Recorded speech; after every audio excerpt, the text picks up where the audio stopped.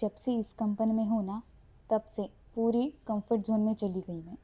रोज़ मन करता है मुझे कंपनी चेंज करनी है, कुछ करना है लाइफ में। इसमें रहकर तो ना इंक्रीमेंट, ना अप्रिसिएशन, ना रिस्पेक्ट, बस काम का प्रेशर बढ़ रहा है। चलो ठीक है, काम तो हर जगह करना पड़ता है, पर मेरे स्किल रिलेटेड भी काम नहीं देते ना ये। इस काम के एक्सपीरियंस के साथ मैं करियर ग्रोथ कैसे करूँ, ये सोच सोच के दिन चले गए, महीने चले गए, साल भी चल रहा है अभी तो। पर अब तक कुछ एक्शन ही नहीं हुआ। बस ऑफिस के ग्रुप के साथ एक ही रोना रोया, यार यहाँ से निकलना है। नमस्ते, मैं पल्लवी हर हसल हामने में आपका स्वागत करती हूँ। ये एक ऐसी जगह है जहाँ वो बातें भी की जाती है जो अक्सर छुपी रहती है। तो आज हम प्रिपेयर करेंगे कि एक कंपनी से दूसरी कंपनी में सिक्योर जंप कैसे करें। तो बने रहिए आखिरी तक ताकि आपको एक क्लियर माइंडसेट हो जाए। तो आज हम क्या करेंगे, ये हम बातें क्यों सोच रहे, जॉब स्विच करना है तो क्यों करना है। तो ये 4 से 5 बातें हमारे दिमाग में क्लियर होनी चाहिए। सबसे पहली बात, ग्रोथ अपॉर्चुनिटीज़ नहीं मिल रही है और सैलरी इंक्रीमेंट नहीं हो रही है। तीसरी बात, वर्क लाइफ बैलेंस तो पूरी ख़राब हो गई है। और फोर्थ है, स्किल डेवलपमेंट भी रुक गई है। और सबसे लास्ट और गंदी चीज़ ये है कि यहाँ का टॉक्सिक वर्क कल्चर। इनमें से कौन सा रीज़न है जो आपको जॉब स्विच करने पर मजबूर कर रहा है। तो ये एक बात फिक्स हो गई। तो दूसरी बात ये सोचनी है कि आपका एक्सपीरियंस कम से कम 2 साल तो होना ही चाहिए, क्योंकि जब इंटरव्यूअर देखता है तो अगर शॉर्ट टर्म का एक्सपीरियंस हो तो वो निगेटिव भी लग सकता है।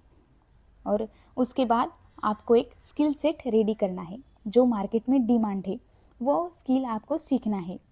उसके सर्टिफिकेशंस करो, प्रोजेक्ट करो, ये थोड़ा सा रिज्यूमे में हाईलाइट कर सकते हो। अभी आपको क्या करना है, ये सब होने के बाद मार्केट रिसर्च करना है। कौन सी कंपनी हायर कर रही है, सैलरी बेंचमार्क्स क्या है, इंडस्ट्री ट्रेंड कैसा है। तो अभी जनरेटिव एआई का ट्रेंड है, तो आपको वो सर्टिफिकेशन करके उसके साथ सीख के कॉन्फिडेंट होना है। उसके बाद इस पर अप्लाई कर सकते हो। साथ साथ ही रिज्यूमे और लिंक्डइन अपडेट करना है। सिर्फ ड्यूटी लिस्ट मत लिखो, अचीवमेंट्स भी लिखना है। उसके लाइक नंबर, परसेंटेज, इसका यूज़ करो कि इतना परसेंट मुझे ये आता है, इतना परसेंट ये आता है। ये भी काफ़ी इफ़ेक्ट करता है। इसके साथ साथ जो 80% काम आपको करना है वो इंटरव्यू प्रिपरेशन करने हैं। जो कॉमन क्वेश्चंस है उसको आपको अच्छे से करना है, कॉन्फिडेंट के साथ, ऑनेस्टी से आंसर करना है। और पॉजिटिविटी बहुत सारी चाहिए, आपने किसी चीज़ की नेगेटिविटी नहीं लानी है। इसके साथ साथ ही अभी जो आप जिस ऑफिस में काम कर रहे हो या जिस एमएनसी में काम कर रहे हो, उसके साथ आपको एक फाइनेंशियल बैकअप रखना है। स्विचिंग के टाइम पे आपको 3 से 4 महीने का अच्छा खासा बैकअप रखना है कि आगे के 3-4 महीने में अच्छे से निकाल सकती हो। ये ध्यान ज़रूर रखना है। और जो करंट लाइक आपके जो करंट ऑफिस के सीनियर्स है, एचआर है और मैनेजर है, टीम लीडर है, उनके साथ थोड़ा सा रिलेशन अच्छा मेंटेन करना है, क्योंकि आपको बिना टेंशन लिए नोटिस पीरियड ख़त्म करना है, क्यों एचआर पॉलिसीज़ फॉलो करनी है। लाइक आपको छोड़ना है तो इसलिए ये नहीं कि आपको किसी के साथ अच्छा बात नहीं करना, यार मेरे को छोड़ना है, इनसे अब क्या ही लेना देना, ऐसा नहीं करना है। हैप्पीली पॉजिटिवली एग्जिट करनी है। और सबसे पहले ऐसा ना हो कि जॉब स्विच किया, यार पहली ही कंपनी अच्छी थी, ये रिग्रेट नहीं होना चाहिए। तो इसके लिए ये 4 बातें आपको ज़रूर ध्यान रखनी है। आप अभी जिस कंपनी में काम कर रहे हो वहाँ की जॉब सिक्योरिटी कैसी है।